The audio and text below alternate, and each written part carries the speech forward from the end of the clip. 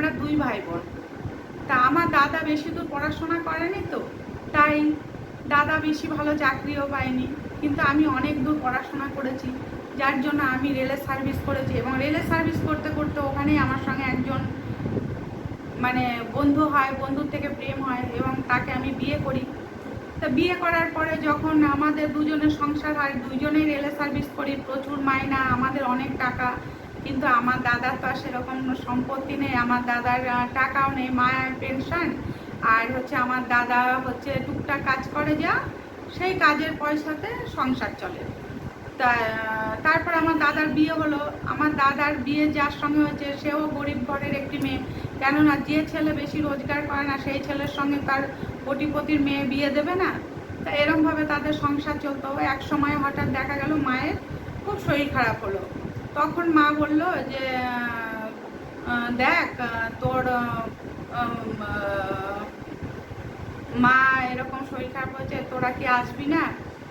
তখন মেয়ে বলল, মা আজকে তো আমার ঘরে অনেক অতিথি আসবে এবং আমি কি করে তোমার কাছে যাব দেখতে বলো? দাদা বৌদি তো আছে। তো না, তোর বৌদি তো বাড়িতে নেই, তোর বৌদি বাপের বাড়ি গেছে, ওকে কি করে ডাকবো এখন? তখন বলছে, তুমি তো বৌদির সঙ্গে একটু সম্পর্কটা ভালো রাখতে পারো মা, বৌদির মাত্র 2 মাস চলছে, 2 মাসে কি কাউকে বাপের বাড়ি যেতে হয়? আসলে আমি তো যেতে পারবোই না, আর তোমার জামাইও যেতে পারবে না, তুমি ওই দাদাকে বলো, দাদাই তোমার দেখভাল করবে, দাদাই তোমার সব ব্যবস্থা করবে, দাদাকে বলো হাসপাতালে নিয়ে যেতে, ডাক্তারখানায় নিয়ে যেতে, দাদা দেখাবে, আমার সম্ভব না আজকে তোমার কাছে যাওয়ার। তখন মা রাগ করে ফোনটা রেখে দিল। তখন রাখার পর আমি বুঝলাম যে মায়ের খুব রাগ হলো আমার উপরে। তা আমি বললাম যে রাগ হয়েছে ভালো হয়েছে, কিন্তু আমি যাব না মায়ের কাছে আজকে, কেননা আমার দাদা বৌদিকে মা একদম সহ্য করতে পারে না, কারণ আমার দাদা বেশি রোজগার করে না বলে, আর আমার বৌদিও গরিব ঘরের মেয়ে, স্বামীর রোজগারে তার যেরকম চলে সেরকমই চালায়, সে সেরকমই আনে সেরকমই খায়, কিন্তু আমার মা যেহেতু ওদের অর্থ নেই, সেহেতু আমার দাদা বৌদিকে একদম আমার মা সহ্য করতে পারে না। তাই জন্য একদিনকে আমরা যেহেতু রেলে সার্ভিস করি, সেহেতু আমার মা আমাদেরকে বেশি পছন্দ করে, আমাদেরকে ভালোবাসে, যে কোনো অনুষ্ঠানে আমাদের ডাকে, কিন্তু দাদা বৌদিকে একদম পছন্দ করে না। বৌদি যে মায়ের কাছে থাকে সেটাই মা পছন্দ করে না। কিন্তু আমার বাবা আবার কিন্তু পুরো অন্যরকম। আমার বাবা আবার আমার দাদা বৌদিকে ভীষণ ভালোবাসে, কেননা তাদের একমাত্র সন্তান সুসন্তান হয়েছে। সে হয়তো ভালো চাকরি করে না, ভালো বেশি পড়াশোনা করেনি, কিন্তু সে সুসন্তান, তার বাবা মার উপর কেয়ার আছে, বাবা মাকে সে দেখে, বাবা মাকে ভালোবাসে। কিন্তু আমার মা একদম আমাদেরকে ছাড়া কিছুই বোঝে না।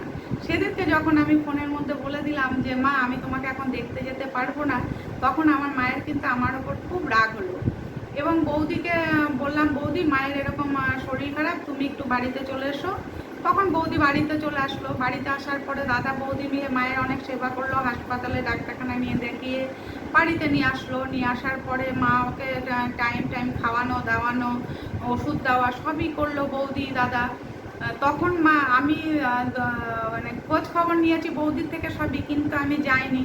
আমি জানি আমার মা যদি আজকে আমার বৌদিকে ভালোবাসতে না পারে, দাদাকে ভালোবাসতে না পারে, তাহলে কোনোদিন আমার মা আর দাদা বৌদিকে ভালোবাসতে পারবে না। তাই আড়াল থেকে আমি সব খবর নিয়েছি, কিন্তু আমি সামনে যাইনি। ওদিকে দাদা বৌদিকে আমি লুকিয়ে লুকিয়ে টাকা পাঠিয়ে দিয়েছি যে দাদা বৌদি তুমি এই টাকা দিয়ে মায়ের চিকিৎসা করাও, কিন্তু আমি সামনে যাইনি। কেননা আমার মা যদি আজকে দেখে যে আমি মাকে সাহায্য করছি, তাহলে মা আমাদের প্রতি আরও বেশি আগ্রহ প্রকাশ করবে এবং আরও বেশি ভালোবাসবে। তখন আমি দাদা বৌদিকে বললাম, তোমাদের এই একটা সুযোগ বৌদি, মাকে যদি একটু সেবা করো তাহলে মা হয়তো ভুলটা বুঝতে পারবে। সত্যি সত্যি সেদিনকে কিন্তু মা তার ভুলটা বুঝতে পেরেছিল, যে অর্থই সব কিছু না, যে আমার মেয়ের এত টাকা পয়সা আছে বলে আমার মায়ের আজকে এত অহংকার। মায়ের শরীর খারাপ হয়েছে শুনেও মেয়ে একটিবার আসলো না, অথচ বৌমাকে যখন আমার ছেলে ফোন করেছে তখন আমার বৌমা সঙ্গে সঙ্গে চলে এসছে। তাই টাকা থাকলে সবসময় ভালোবাসা পাওয়া যায় না, টাকা না থাকলেও ভালোবাসা পাওয়া যায়। সেই থেকে যে তার মা মানে আমার মা তখন থেকে যে আমার ভাই দাদা বৌদিকে ভালোবাসা শুরু, সেই যে ভালোবাসা শুরু করলো, তারপর থেকে মেয়েকে ভালোবাসতো, কিন্তু কোনো সুবিধা অসুবিধা, টাকা পয়সা বা কোনো বিপদে আপদে মেয়েকে কখনো ডাকতো না। হ্যাঁ, জামাই ষষ্ঠী অনুষ্ঠানে তার মেয়েকে ডাকতো, জামাইকে ডাকতো, কিন্তু কখনো কোনো বিপদ আপদে কিন্তু তার মেয়েকে ডাকতো না। ছেলের বউয়ের সঙ্গেই সব কিছু শেয়ার করতো এবং ছেলের বউকে বলেছিল সত্যি আপন আপনই হয়, মেয়েকে বিয়ে দিয়েছি, মেয়ে পর হয়ে গেছে, তুই এখন আমার আপন হয়েছিস বউ, তাই এখন থেকে আমরা সবাই মিলেমিশে থাকবো, এতদিন আমি ভুল ছিলাম, তোরাই ঠিক ছিলি। তাই এইভাবে মেয়েটি মায়ের সঙ্গে দাদা বৌদির মিলটা করিয়ে দিয়েছিল।